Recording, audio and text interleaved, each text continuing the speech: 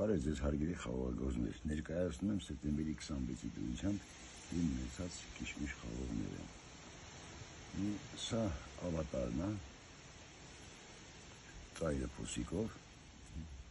տեսնենք կարող է մեջը կորիզա գոյացել։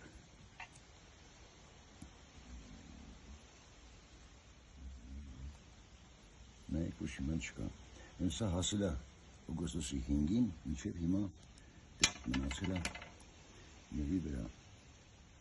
Ցամաքել է, բայց քիչ է ցամաքել։ 3.39, սա մինչև իմ ռոլիկների մեջ եղել է 5.5 գրամ էլ։